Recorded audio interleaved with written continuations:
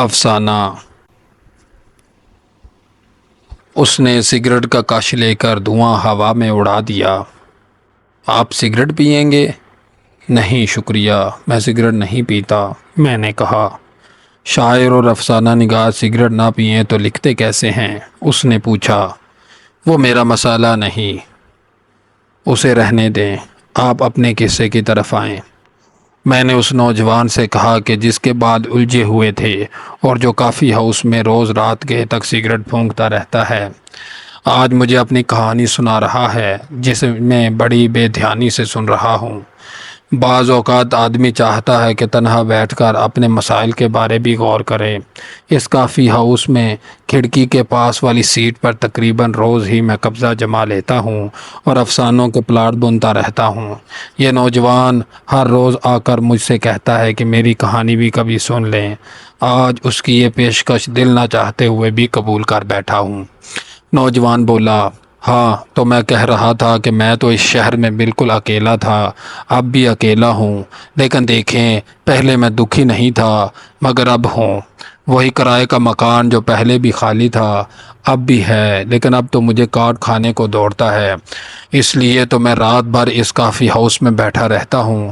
دیکھیں جی آدمی تنہا، بالکل تنہا، جیسے یہ کھڑکی سے باہر آپ کو درخت دکھائی دے رہا ہوگا، بالکل ایسا تنہا ہو تو کیا ضرورت ہے کسی کو اس کی زندگی میں آنے کی؟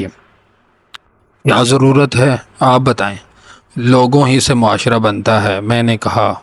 بھاڑ میں جائے معاشرہ، مجھے بتائیں آخر ضرورت کیا ہے کسی کی تنہائی میں دخل اندازی کرنے کی؟ اچھا بھلا سب صبح اٹھتا تھا، اشرف ہوٹل والے کے پاس ناشتہ کرتا اور دفتر چلا جاتا، رات کو واپس لوٹتا، صبح والا اخبار رات کو پڑھتے پڑھتے سو جاتا اور پھر صبح ہو جاتی تھی۔ آخر ضرورت ہی کیا تھی اسے میری تنہائی میں مخل ہونے کی؟ صحیح بات ہے، میں نے کہا۔ مجھے سمجھ نہیں آتی آخر مالک مکان کو کیا سوجی تھی کہ اس نے ساتھ والا مکان کرائے پہ دے دیا۔ دینا بھی تھا تو اس فورمین سالے کو لازمی دینا تھا جس کی بیٹی نے میری زندگی تباہ کر دی۔ کیا نام تھا لڑکی کا؟ میں نے پوچھا۔ نام کیا ہے؟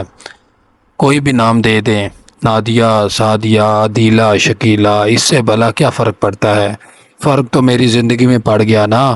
رات 2 بجے بیٹھ کر 20واں سگریٹ پی رہا ہوں، آپ خود بتائیں اسے کیا فرق پڑا؟ اور ادھر میرے پھیپھڑے جواب دینے لگے ہیں۔ ابھی میں اتنا بوڑھا تو نہیں ہوا کہ خون تھوکنے لگوں، لیکن تھوکتا ہوں۔ شاید اسے اس بات سے فرق نہیں پڑتا، میں نے کہا۔ شاید کیا، یقیناً اسے کچھ فرق نہیں پڑتا۔ میں یہاں تباہ و برباد ہو گیا ہوں۔ ہوا کیا کہ ایک صبح اچھا بھلا دفتر جا رہا تھا، دروازے سے سر باہر نکال کر کہتی ہے، سنیے ہم آپ کے نئے پڑوسی ہیں، اگر آپ کو جلدی نہ ہو تو اس فہرست میں لکھا سامان تو بازار سے لا دیں۔ میرے ابا ابھی گھر پہ موجود نہیں اور مجھے بازار کا راستہ نہیں معلوم۔ بھائی اس بات کا کوئی تک بنتا ہے کہ دفتر جاتے آدمی کو روک کر سامان کے فہرست تھما دی جائے؟ میں بھی سمجھا مجبور ہیں، سو سامان لا دیتا ہوں۔ شام کو واپس لوٹا تو دروازے پہ دستک ہوئی، جا کر دیکھا تو محترمہ کھیر بنا کر لائی ہوئی تھی۔ کون محترمہ؟ میں نے پوچھا۔ دراصل میں کھڑکی سے باہر منظر دیکھنے میں محو تھا، جہاں رات کے اس پہر ٹریفک نہ ہونے کے برابر تھا۔ فٹ پاتھ پر ایک چرسی کمبل لپیٹے دنیا سے بے خبر معلوم نہیں کس سوچ میں گم تھا۔ آپ غالباً میری بات توجہ سے نہیں سن رہے، اس نے شکایت کی۔ نہیں معذرت، میں سن رہا ہوں۔ میں پھر اس کی جانب دیکھنے لگا۔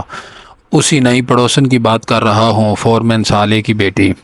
آپ نے نام نہیں بتایا تھا اس لیے میں نے پوچھا تھا۔ بھائی نام کا کیا ہے، بہرحال قصہ مختصر، وہ روز کچھ نہ کچھ بنا کر بھیج دیتی۔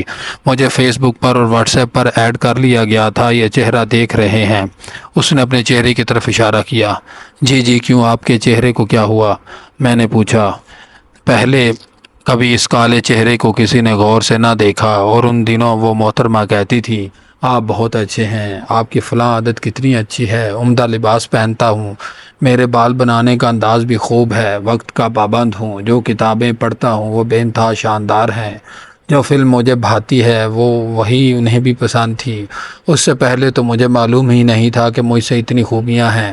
اگر اتنے سال کسی نے نہیں بتایا تھا تو یہ اور بھی اچھا ہوتا کہ آگے بھی نہ بتایا جاتا، بس اس طرح رات بھر جاگنے سے تو اچھا تھا نا۔ ٹھیک کہہ رہا ہوں نا؟ اس نے پوچھا۔ جی جی بالکل، میں نے کہا۔ جب مجھے پوری طرح یقین ہو گیا کہ مجھ میں بے انتہا خوبیاں ہیں اور میری عام سی بات بھی فیس بک پر ان کو بے انتہا پسند آنے لگ گئی ہے، کئی غزلیں واٹس ایپ پر بھیجی جا رہی ہیں، میں جو دفتر سے کبھی کبھار اس کافی ہاؤس میں 20-25 منٹ کے لیے رکتا تھا، اب وہ بھی نہ رکتا کہ کہیں دیر نہ ہو جائے۔ دراصل وہ اپنے دروازے پر عین 6 بجے میرا انتظار کر رہی ہوتی تھی۔ اس نے اپنی والدہ سے میرا تعارف یہ کہہ کر کرایا کہ میں ایک شریف اور سلجھا ہوا آدمی ہوں۔ میرے پاس موجود کئی کتابیں لے کر اپنے والد کو، جو دوسرے شہر میں فورمین تھے، بھجوائیں۔ اس کے والد کا شکریہ کا خط بھی آیا تھا۔ اس نے ایک اور سگریٹ جلائی، کش لیا اور دھواں ہوا میں چھوڑ دیا۔ وہ کھڑکی سے باہر درخت کو دیکھنے لگا کہ جس کے نیچے لیٹا نشئی اب اٹھ کر بیٹھ گیا تھا اور اپنی رات گزاری کا انتظام کرنے لگا تھا۔ ہاں، تو میں کہہ رہا تھا کہ مجھے اس کی عادت ہو گئی تھی، اتنی عادت کہ دفتر میں کئی بار واٹس ایپ کا سٹیٹس چیک کرتا، فیس بک پر اسے تلاش کرتا رہتا، اس کے میسج کے انتظار میں کئی بار فون کر دیتا اور فون کو دیکھتا۔ اب مجھ سے راتوں کو اخبار نہ پڑھا جاتا تھا۔ میں سوچتا کہ جلد اس کے والد سے بات کر کے شادی کر لیتا ہوں۔ ان دنوں اپنا تنہا گھر برداشت نہ ہوتا تھا، میں جو ہر شے ادھر ادھر بکھرا کے رکھتا تھا۔ ایک بار اس نے کہا کہ چیزیں سمیٹ کر ایک ترتیب سے رکھنی چاہیے۔ اس کے بعد تو ہر شے میں ترتیب آ گئی۔ روز گھر کی صفائی کرتا، دیواروں پر جالے ختم ہو گئے تھے، کوئی شرٹ بغیر استری کے نہ پہنتا۔ اچھی بھلی زندگی چل رہی تھی کہ پھر سب کچھ بدل گیا، جیسے آدمی خوشگوار موسم میں خالی سڑک پر گاڑی چلا رہا ہو اور یکدم ہوا طوفان کا روپ دھار لے۔ آپ کو سمجھ نہ آئے کہ یہاں سے واپس لوٹنا ہے یا آگے بڑھنا ہے۔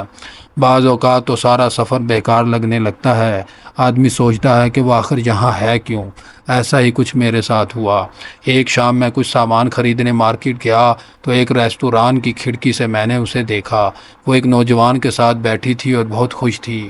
معلوم نہیں کیوں میں اسے مسکراتا دیکھ کر بہت اداس ہو گیا تھا، جیسے اندر ہی اندر کچھ بوجھ پڑ گیا ہو۔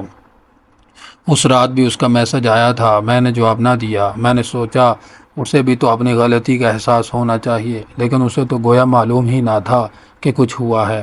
اس نے کہا، شیراز آج موسم بہت اچھا ہے۔ اب بھلا بتائیے اتنے دکھ میں موسم کی کسے پرواہ ہو سکتی ہے؟ یہ کیسا عجیب سوال تھا، میں اسے کیسے بتاتا کہ مجھے اس سے بہت شکایت ہے۔ اگلے دن بھی بہت سے عام سوالات ہوئے، میں نے کسی کا جواب نہ دیا۔ دفتر جاتے ہوئے اس نے آواز دی، میں نے سنی انسنی کر دی۔ اس کا میسج آیا، آپ ناراض ہیں؟ اب بھلا آدمی ناراض بھی نہ ہو۔ میں نے سوچا شام کو اس سے اس موضوع پر بات کروں گا، لیکن شام سے ذرا پہلے میں نے اسے پھر ریستوران میں اسی لڑکے سے محو گفتگو پایا۔ سورج کے ڈوبنے میں ابھی کچھ وقت تھا، لیکن میرے اندر ہی اندر کچھ ڈوب چلا تھا۔ اس روز مجھے معلوم ہوا کہ سب وقت آدمی کے اندر ہی ہیں، شام سے پہلے بھی شام ہی تھی۔ وہ لڑکا کون تھا؟ میں نے پوچھا۔ دراصل اب مجھے اس کی کہانی کچھ دلچسپ محسوس ہونے لگ گئی تھی۔ میں نہیں جانتا، میں دونوں دفعہ اس لڑکے کا چہرہ نہیں دیکھ سکا تھا۔ مجھے ان دنوں یہ خیال آتا کہ اگر اسے اس لڑکے سے محبت ہے تو پھر میں کہاں ہوں؟ کیا آپ بتا سکتے ہیں میں کہاں تھا؟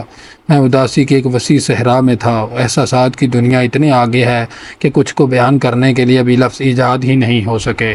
میں نہیں بتا سکتا کہ ان دنوں میری کیا حالت تھی، لیکن اس کے وہی عام سوالات، آپ ناراض کیوں ہیں؟ معلوم نہیں وہ اس ساری صورتحال کو سمجھ کیوں نہیں پا رہی تھی۔ پھر اس کا پیغام ملا کہ اچھا آپ ناراض ہی رہیں۔ میں سمجھا وہ میری خاموشی کو احتجاج سمجھے گی، لیکن ایسا نہیں تھا۔ نوجوان نے سگریٹ کا کش لیا اور کھڑکی سے باہر نشئی کو دیکھنے لگا، جس کے کمبل سے اب دھواں اٹھ رہا تھا۔ رات کا انتظام ہو چکا تھا۔ وہ پھر گویا ہوا۔ پھر کچھ روز بعد ایک میسج آیا کہ جانے سے پہلے خدا حافظ تو کہہ دیں۔ میں نے کبھی اس کے جانے کا تو سوچا ہی نہیں تھا۔ میں نے پوچھا، کہاں جا رہی ہو؟ جواب آیا، میری شادی ہو رہی ہے، میں کراچی جا رہی ہوں۔ پھر اگلے ہی ہفتے اس کی شادی ہو گئی اور وہ کراچی چلی گئی۔ اس طرح بھی بھلا کسی کہانی کا اختتام ہوتا ہے؟ میں نے ابھی کچھ بتایا ہی نہیں تھا اور وہ چلی گئی۔ مجھے اس کی ایسی عادت پڑ گئی تھی کہ اب میں رات بھر شہر میں آوارہ پھرتا ہوں۔